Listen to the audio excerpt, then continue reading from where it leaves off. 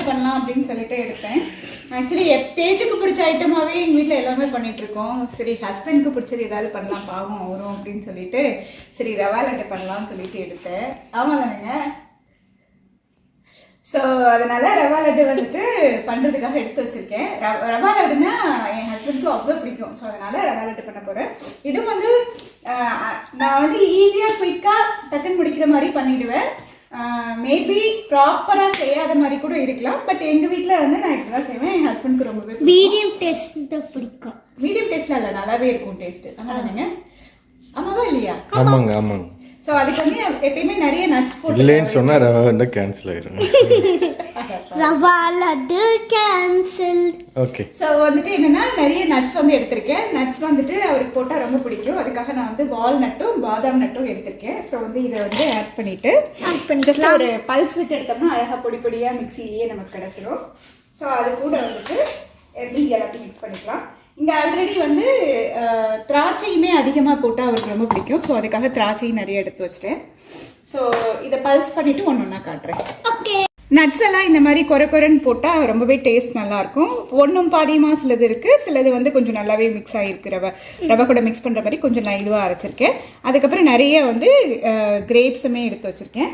இது கூட என்ன பண்ண போகிறேன் அப்படின்னா ஆல்ரெடி ரவையை வந்து நல்லா லைட்டாக பொன்னிறமாக ரோஸ்ட் பண்ணி வச்சுருக்கேன்.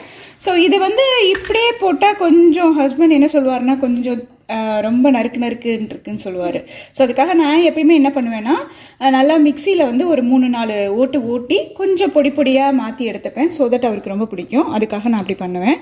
ஸோ அதுக்காக நான் வந்து இப்போ வந்து வறுத்து வச்சுருக்க ரவையை மிக்சியில் போட்டு ஒரு ஓட்டு ஓட்டி எடுத்துக்க போகிறேன். ஆல்ரெடி கிரெயினாக இருக்குது, மிக்சியில் போட்டு என்ன அந்த ஒரு ரொம்ப கிரெயினாக இல்லாமல் கொஞ்சம் நல்ல பொடியாக வந்துடும். ஸோ தட் டாடிக்கு பிடிக்கும். அதுக்காக அடித்தாலும் அப்படின்னா இருக்கும்.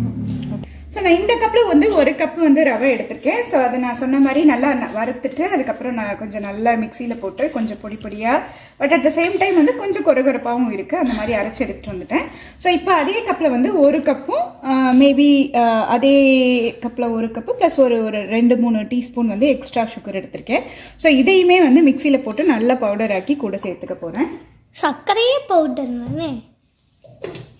ஸோ சுகரையும் வந்து நல்லா பவுடராக அரைச்சிட்டு எடுத்துகிட்டு வந்து மிக்ஸ் பண்ணிவிட்டேன்.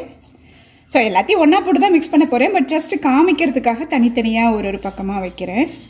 நான் வந்து நெய் போட்டு பிடிக்க மாட்டேன். பாலை நல்லா சூடை பண்ணி அந்த சூடோடு இருக்க பாலை கொஞ்சம் கொஞ்சமாக இந்த மிக்ஸில் ஊற்றி கை பொறுக்கிற அளவுக்கு சூடு இருக்கும்போது எல்லாத்தையும் பிடிச்சி நல்லா ஆற வச்சு பிளாஸ்டிக் பாக்ஸில் போட்டு எடுத்து வச்சுருவேன். ஸோ தட் ஹஸ்பண்ட் வந்து ஒரு 1 வீக்குக்கு யூஸ் பண்ணிப்பாங்க. ஆக்சுவலி எனக்கு பெருசாக ரவை உருண்டை பிடிக்காது. நான் மேக்ஸிமம் ஒரு உருண்டை அப்படி சாப்பிட்டேனாவே அதுவே பெரிய விஷயம்.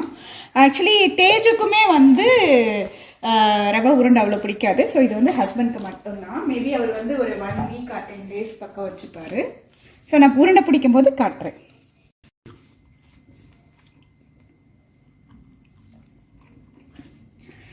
பால் நல்லா சூடு பண்ணி அதில் ஊற்றிருக்கேன். நம்ம இந்த பால் சூட்டோடையே பிடிக்கும்போது இதில் இருக்க சர்க்கரையுமே நல்லா இலகி நமக்கு ஓரளவுக்கு கை பொறுக்கிற சூடு வரும்போது நம்ம வந்து அதை உருண்டையாக பிடிச்சிக்கலாம்.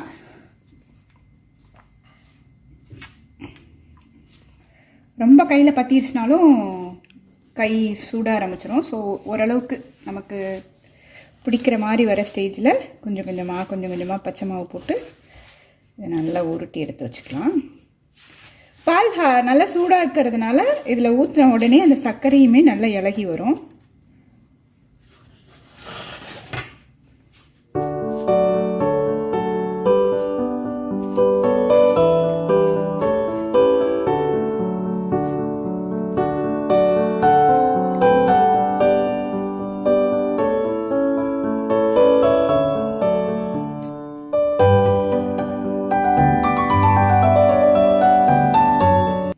சூப்பரான ரவா உருண்டை ரெடி ஆயிடுச்சு.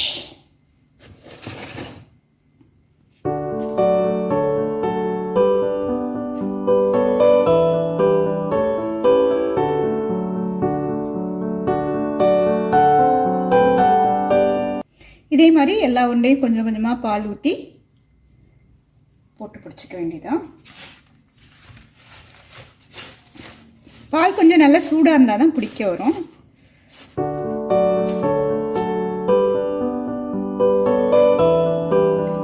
இதே மாதிரி எல்லா உருண்டையும் பிடிச்சிட்டு கடைசியாக காமிக்கிறேன். ஸோ எல்லா உருண்டையும் பண்ணி முடிச்சிட்டேன். கொஞ்சம் ஷேப் கொஞ்சம் ஒரு மாதிரி தான் இருக்குது, பட் ஓகே சார், நம்ம சாப்பிட்றது தானே வீட்டில், அதனால ஒன்றும் பிரச்சனை இல்லை. எக்ஸாக்ட் ரவுண்ட் ஷேப் அப்படிலாம் கிடையாது. ஸோ இது வந்து ஹஸ்பண்ட்க்கு வந்து ரொம்ப பிடிக்கும். அப்படி தானேங்க? சாப்பிட்டு பார்த்துட்டீங்களா ஆல்ரெடி? எப்படி இருக்குன்னு சொல்லுங்கள். சூப்பராக இருக்கு. சூப்பராக இருக்குது.